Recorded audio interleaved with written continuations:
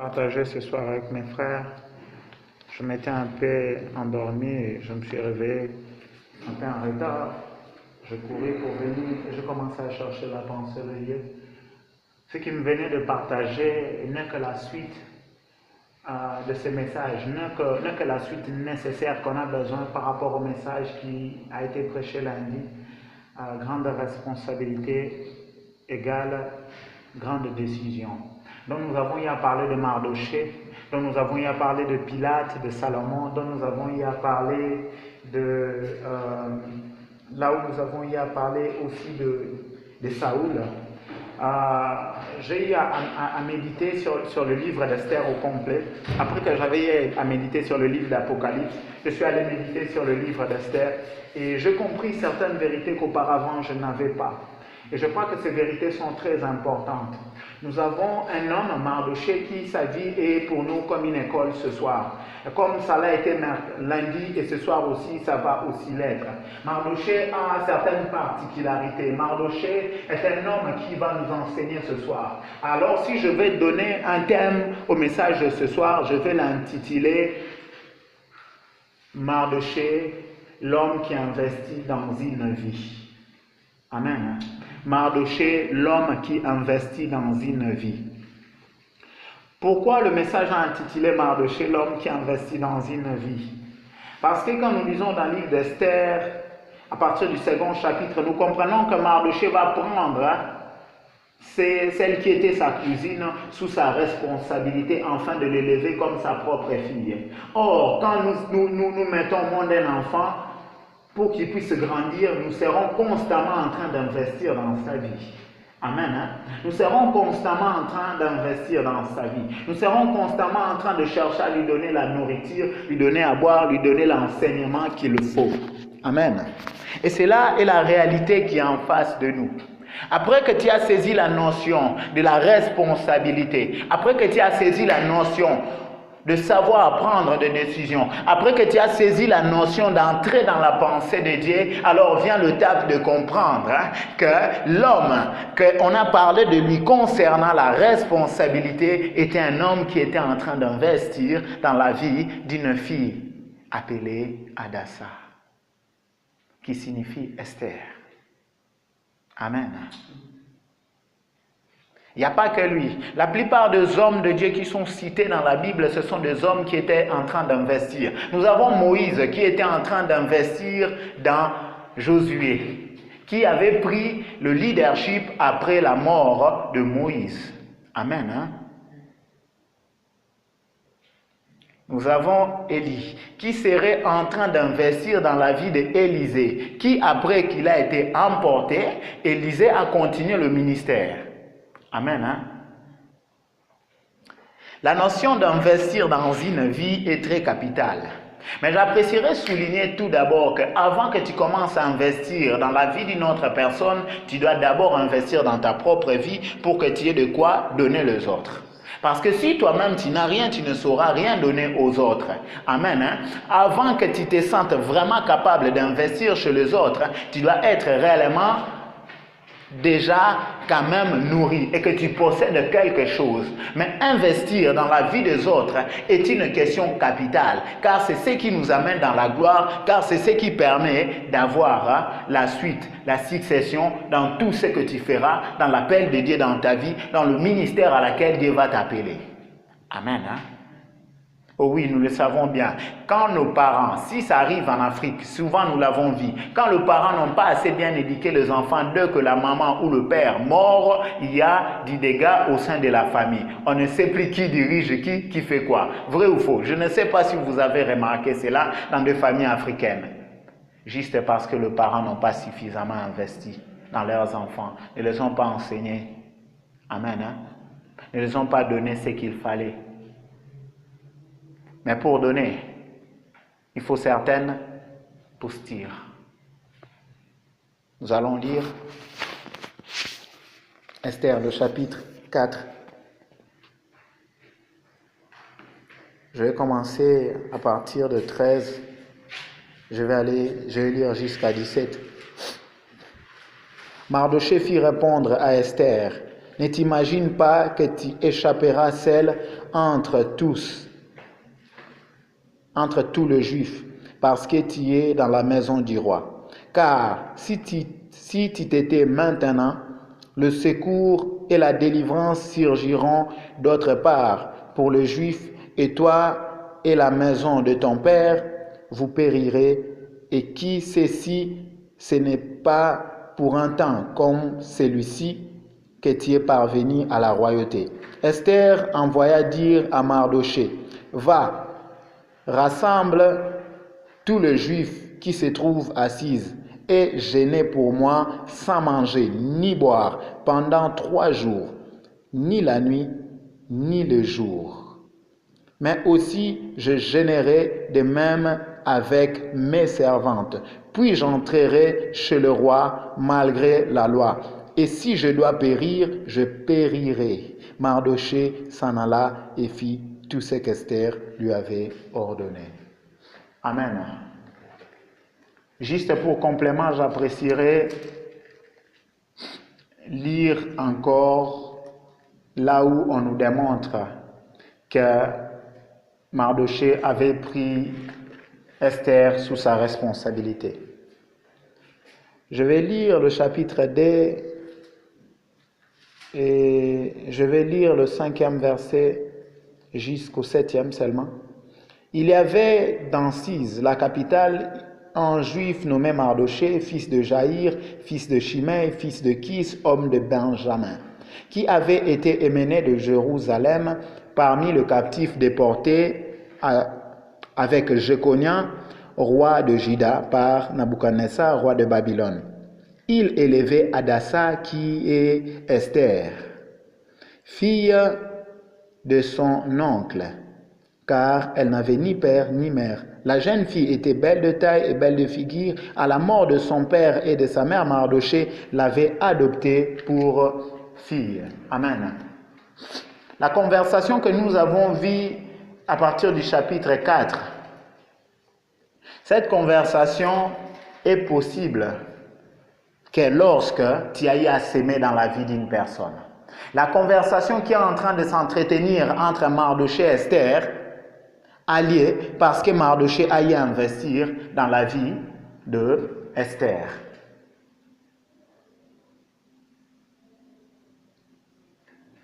Certes, nous allons voir combien c'est positif de pouvoir investir dans la vie d'une personne. Combien cela ramène de changement en toi-même.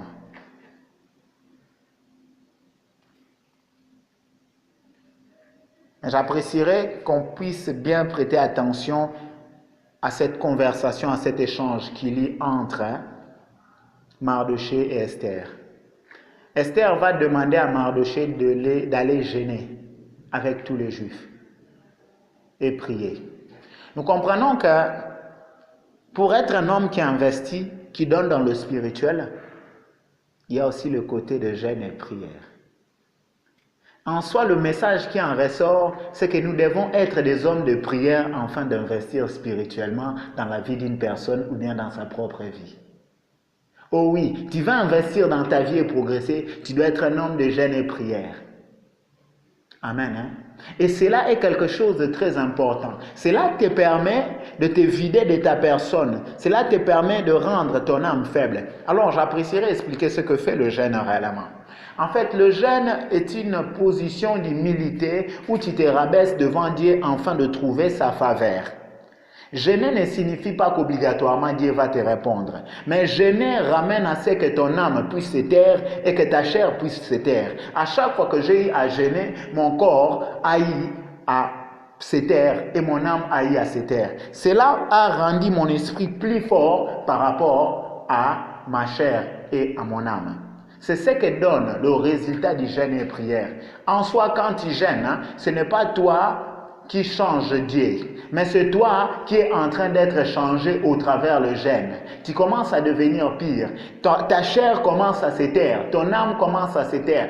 Alors je vais t'informer que ton âme est comme un bébé parce que ton âme va chercher toujours à collaborer avec la chair pour te ramener à répondre à tes désirs. Or, le jeûne est la privation de répondre à ses désirs. et à ses besoins. En soi, la vie d'un chrétien n'est qu'un gêne. Parce que nous ne sommes pas appelés à répondre à tous nos besoins comme le païen, parce que ce n'est pas le temps. Nous devons répondre à nos besoins selon le temps de Dieu. Or, le païen ne répond pas à cela selon le temps de Dieu. Est-ce que nous sommes en train de comprendre? Pour être un homme qui investit, il faut le savoir que tu dois être un homme qui sait se priver. Mardochée s'est privé. Pourquoi il s'est privé? Pour sa vie et pour la vie de tous les Juifs qui étaient dans la capitale dénommée Sise, la capitale de ce royaume de Babylone.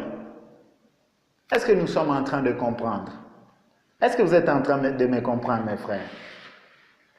Être un homme qui investit dans une vie, c'est être un homme qui sait se priver. Un homme qui sait se dire, ah voilà, je vais partager mon argent. Je vais partager mon énergie. Je vais partager ma connaissance.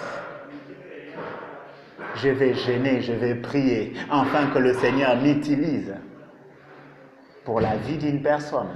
Quand Moïse va monter à la montagne 2 fois 40 jours, est-ce que Moïse est en train de monter pour lui? Moïse n'est pas en train de monter à la montagne pour lui. Est-ce que nous sommes en train de comprendre? Moïse va jeûner 2 fois 40 jours. Est-ce que c'est pour lui qu'il est en train de jeûner? Il n'est pas en train de jeûner pour lui. Il est en train de jeûner pour le peuple. Il est en train d'investir dans le peuple israélite. Amen. Hein?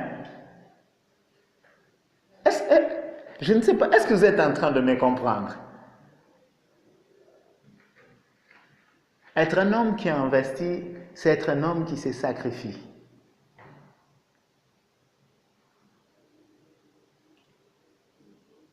Remarquez-le bien, nos parents se sacrifient. Ils partent au travail, ils partagent leur salaire avec nous. Vrai ou faux? Vrai ou faux? C'est son propre salaire, non? Il peut se dire, bah, quitte là, je mange mon argent. Ils nous appellent au téléphone, ils nous écrivent. Ils investissent dans nos vies. Chose étonnante, jusqu'aujourd'hui, mon père m'aide, me soutient. C'est quelque chose que je ne pensais pas. Oh oui, j'avais du mal à croire à cela. J'ai beaucoup de respect pour lui. Beaucoup, beaucoup, beaucoup. Parce qu'il continue d'investir dans ma vie. Tu veux être un homme fort. Tu veux être un homme solide. Ce n'est pas dans les paroles, mais c'est dans l'investissement. Oh oui, c'est dans l'investissement, mes frères. Oh mes frères, je dois être vrai avec vous, c'est dans l'investissement. C'est dans l'investissement. Toujours Mardochée, il va encore investir dans la vie d'un homme. Il va investir dans la vie du roi.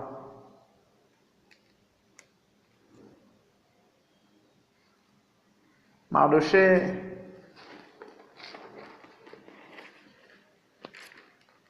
au chapitre 2 du livre d'Esther, je vais lire à partir du verset 21 jusqu'au verset 23.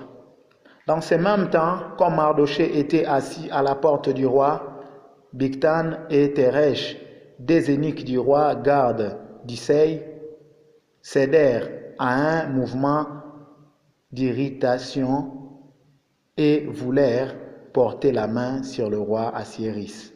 Mardochée eut connaissance de la chose et en informant la reine Esther, qui le redit au roi de la part de Mardochée, les faits ayant été vérifiés et trouvés exacts. Les deux eunuques firent pendir à un bois, et cela fit écrit dans le livre des chroniques en présence du roi. Qui est le roi Assyris pour Mardochée? Un homme qui le retient en captivité. Il va investir en bonté, en actes de bienfaisance. Quels sont les actes de bienfaisance que tu poses? Oh oui, mes frères, je répète encore le message de ce soir. Mardochée, l'homme qui investit dans une vie. Les œuvres, les actes de bienfaisance. Pour que le roi Assyris ne puisse pas mourir, Mardochée va dévoiler cette conspiration. Je vais sauter l'étape où Mardochée est en train de se battre, lui avec Esther, avec tous les Juifs, afin de ne pas périr. Vous savez, je lis le livre d'Esther, je suis étonné pour ce qui se passe concernant Mardochée.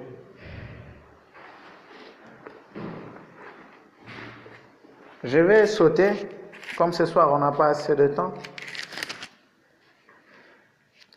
Le chapitre 9, il est écrit au verset 4, « Car Mardochée était puissant dans la maison du roi et sa renommée se répandait dans toute la province, parce qu'il devenait de plus en plus puissant. »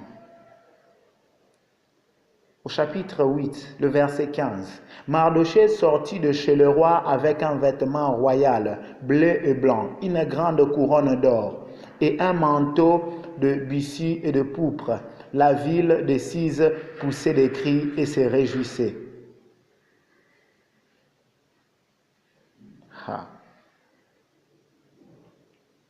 J'apprécierais lire partout où il y a le récompense concernant Mardochée. Oh oui,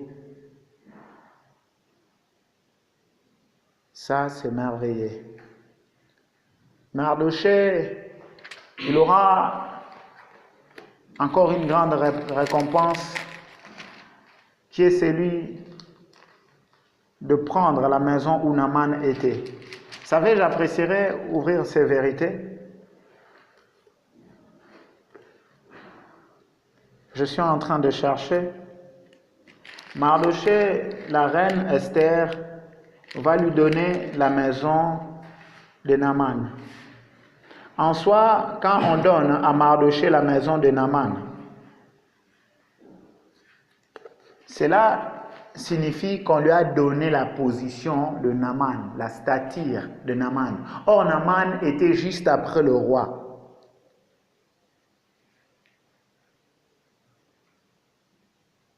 Je vais lire le chapitre 10. Le roi Assyris imposa un tribut au pays et aux îles de la mer. Tout le fait concernant sa puissance et ses exploits et les détails sur la grandeur à laquelle le roi éleva Mardochée ne sont-ils pas écrits dans le livre de chroniques de rois et de Mèdes et de Perses? Mes frères, Mardochée devint grand. Vous savez, c'est parce qu'il a eu à investir.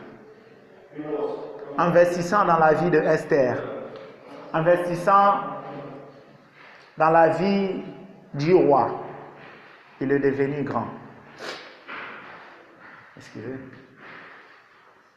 Moïse, si la grandeur de la puissance de Dieu continuait à se manifester en lui, c'est parce qu'il était en train d'investir dans le peuple. Vous imaginez un homme qui va 2 fois 40 jours, comment son onction ne va pas grandir? Hein? Est-ce que, mes frères, vous êtes en train de comprendre cela? Lui-même, le Christ, quand il est venu, il a fait 40 jours seulement de jeûne.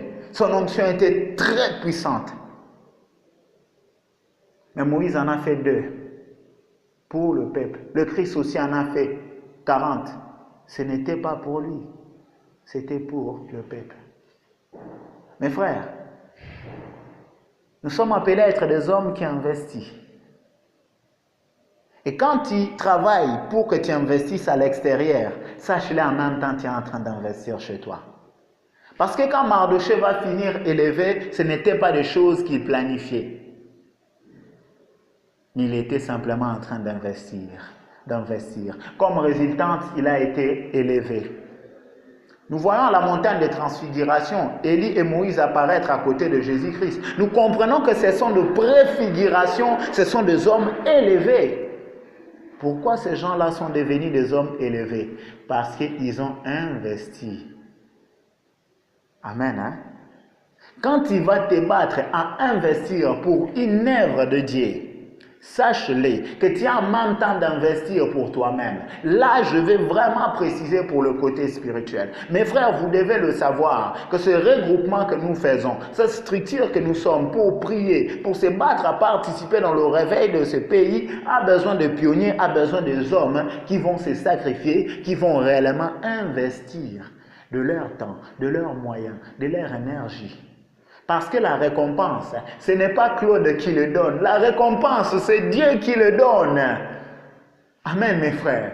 Ce n'est pas Claude, c'est Dieu qui le donne. La récompense, ce n'est pas Merlin qui le donne. La récompense, ce n'est pas Richard qui le donne. La récompense, ce n'est pas Emmanuel qui le donne. Mais c'est Dieu qui le donne.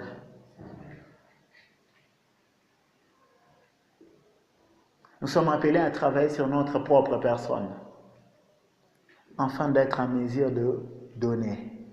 Parce que si tu ne travailles pas ta personne, tu ne sauras pas posséder de bonnes choses. Vous savez, si le manguier n'a que de fruits pourris, qu'est-ce qu'il peut donner? Il ne peut rien donner. Mais si le manguier a de bons fruits qui attirent, une bonne odeur sort de là. Pour investir dans une vie, tu dois te battre, à te transformer, à te rendre meilleur jour après jour. Oh oui, j'apprécierais être vrai avec vous, mes frères. Des générations doivent naître de vous. Des générations doivent naître de nous. Autant dans le spirituel, autant dans le physique. Je crois que je peux prendre encore 5 minutes pour expliquer ceci. Mes frères, si nous lisons bien la Bible, nous comprenons que David, c'est un homme puissant, c'est un homme fort. Mais moi, j'apprécierais vous dire, bien que David est un homme puissant, mais en même temps, c'est un homme faible. Parce que David a produit comme roi Salomon. Et Salomon qui va marcher pendant un temps dans la sagesse, mais qui après va faire le catacombe. David est puissant, mais David ne parvient pas à tenir sa maison en ordre. Ainsi, il y a des suicides et des assassinats dans sa propre maison. Ainsi, il y a des viols dans sa propre maison. Amen. Hein? Vous avez entendu parler d'un fils de Moïse qui l'ait élevé ou quoi que ce soit? On ne cite que Josué. Est-ce que Moïse n'avait pas de fils? Moïse, c'est un homme fort et grand, élevé. Mais on ne voit pas là où il a travaillé avec ses enfants.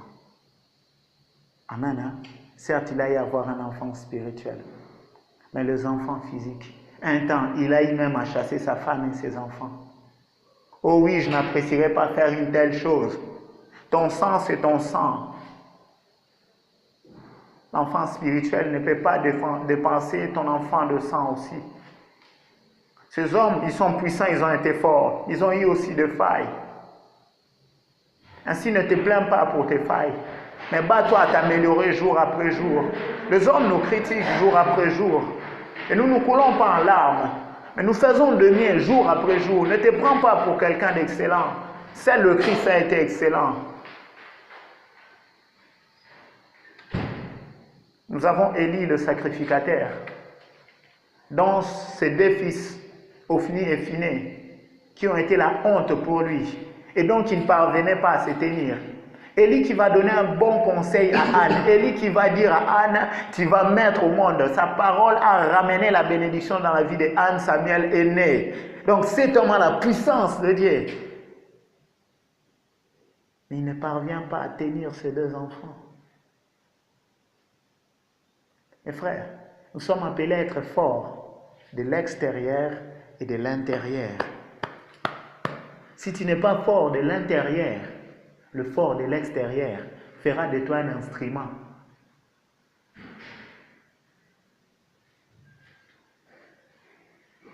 Vous savez, tu seras comme un bidon qui contient de l'eau et qui, quand on boit, et puis on va jeter le bidon. Mais tu ne seras pas comme l'arbre qui, quand il donne des fruits, durant cette saison, on attend encore qu'il puisse donner des fruits la saison qui va venir. Amen. Hein? Et ça, c'est de réalité. Quand je lis ma Bible, je dis, waouh, David, il est génial. Mais après un temps, je dis, oh mon Dieu, comment David a commis de telles erreurs. Et quand je lis ma Bible, je dis, oh là là là là, qu'est-ce qui se passe? Pourquoi Moïse va aller prendre une femme éthiopienne? Lui qui dit, lui qui ayant la révélation, l'homme quittera son père et sa mère, s'unira à sa femme. C'est bien écrit, sa femme. Oui, je vis d'autres personnes chanter, vouloir dire c'était la préfiguration que le Christ va se marier avec l'étrangère qui est nous. Ah, je ne suis pas très d'accord avec ça. On ne doit pas cacher les erreurs qui sont soulevées dans la Bible. Si ces choses-là sont écrites, hein, parce que réellement ce sont des erreurs qui doivent nous apprendre, nous. Mes frères, pour investir dans la vie d'une personne, tu dois te battre jour après jour d'être fort à l'intérieur. Le fort à l'extérieur va être direct.